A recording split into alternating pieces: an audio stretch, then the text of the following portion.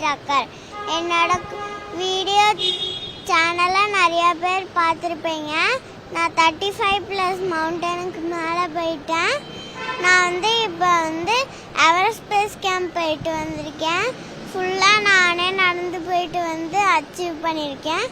மேலே போய் நம்ம தேசிய கொடியை காமிச்சிட்டு வந்துட்டேன் சக்ஸஸ்ஃபுல்லாக மேலே போய். இதுக்கு முன்னாடி நான் ஒரு கேதார்நாத் போயிருக்கேன். அதுக்கப்புறம் இந்த ஸ்னோ மவுண்டன் மேலே. இந்த 10 நாள் எப்படி இருந்தது? நமக்கு ஈஸியாக இருந்தா கஷ்டமாக இருந்ததா? கஷ்டமாகவும் இருந்தது, கொஞ்சம் ஈஸியாகவும் இருந்தது.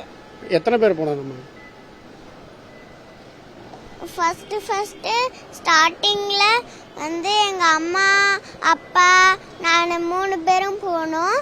எங்கள் குரூப்போடு நடக்க ஆரம்பிச்சு 3 நாளில் எங்கள் அம்மாவுக்கு உடம்பு சரியில்லை.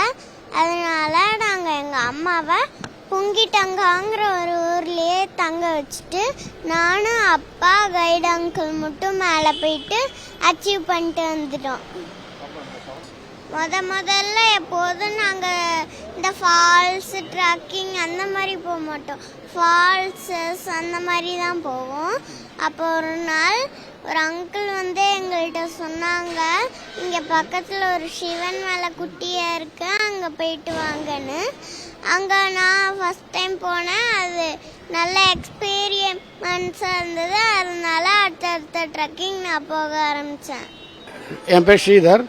ஸோ ஆக்சுவலாக நாங்கள் நார்மலாக ட்ரெக்கிங் அந்த மாதிரிலாம் போக மாட்டோம். நார்மலாக நாங்கள் வீக்கெண்ட் அந்த மாதிரி ஃபால்ஸ் மாதிரி தான் போயிட்டு இருந்தோம்.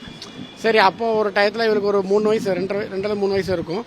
ஸோ நாங்கள் திண்டுக்கல்லில் வெள்ளிமலைன்னு ஒரு மலைக்கு நாங்கள் சைட் சீயிங் போயிருந்தோம். ஸோ அங்கே ஒரு மலை மேலே சிவன் மலை இருக்குது. அங்கே ஒன்று சொன்னாங்கன்னா இங்கே போய் பார்த்துட்டு வாங்க அப்படின்னாங்க. நாங்கள் போவோம், குழந்தை எப்படி நடப்பாங்க அப்படின்னு யோசிச்சுட்டு இருந்தோம். அப்போ அவங்க சொன்னாங்க, குழந்தை நடத்துவாங்க, நீங்கள் நடப்பீங்களா பாருங்கள் அப்படின்னாங்க. அப்படி ஆரம்பித்த அந்த பயணம் ஒரு விளையாட்டாக ஆரம்பித்தது தான். அது ஆரம்பித்து அவளை ஏறி இறங்கிட்டா. அதை பார்த்தோன்னே எங்களுக்கு ஒரு சந்தோஷம். சரி, அந்த மாதிரி கொஞ்சம் கொஞ்சமாக சின்ன சின்ன மலைகளுக்காக கூட்டி போய் ட்ரை பண்ணோம். அவளுக்கு அந்த மலைகளில் கொஞ்சம் ஈடுபாடு நிறைய இருந்ததுனால அதை அப்படியே நாங்கள் மாதத்தில் ரெண்டு தடவை எப்படியாவது ஒரு மலைகளுக்கு நம்ம தமிழ்நாட்டில் இருக்க எல்லா மலைகளுக்கும் எப்படி போயிட்டு இருந்தோம். ஸோ இப்போ கடைசியாக எவரெஸ்ட் பேஸ் கேம்ப் போகணுன்னு அவள் போன வருஷமே சொல்லிட்டா. போயிட்டு வந்தோன்னே கேதார்நாத் போயிட்டு வந்தோன்னே. சரி, அது நம்ம நினைக்கிற மாதிரி இருக்காது. மென்டலாகவும் ஃபிசிக்கலாகவும் ப்ரிப்பேர் ஆகணும்னு தெரியும். அதை கொஞ்சம் ப்ரிப்பேர் ஆகி கொஞ்சம் சிரமப்பட்டோம், இல்லைன்னு சொல்ல முடியாது, சிரமப்பட்டோம். ஸோ போய் அங்கே வேறு கொஞ்சம் நிறைய சுச்சுவேஷன்லாம் நிறைய நாங்கள் ஃபேஸ் பண்ணோம். ஸோ அவங்களுக்குமே ஃபுல்லாக ஆக்சிஜன் இல்லாமல் ரொம்ப தலைவலிலாம் இருந்தது. எனக்குமே நேசல் ப்ளீடிங்லாம் இருந்தது. பட் இருந்தாலும் எங்களுக்கு அந்த மேலே அதை அச்சீவ் பண்ணுங்கிற ஒரு எண்ணம் இருந்தது. அவள்கிட்ட நான் கேட்டேன், போகலாமா வேண்டாமான்னு. கடைசி நேரத்தில் அந்த மேலே போனதுக்கப்புறம், இல்லைப்பா போயிடலாம், எப்படியா ஏறிடலாம் அப்படின்னா. சரி, மெதுவாக நடந்து மேலே போய் பார்த்துட்டு இப்போ நம்மளோட தேசிய கொடியை காமிச்சிட்டு நாங்கள் வந்துட்டோம். அதுவே எங்களுக்கு ஒரு பெரிய அச்சீவ்மெண்ட் தான் இது.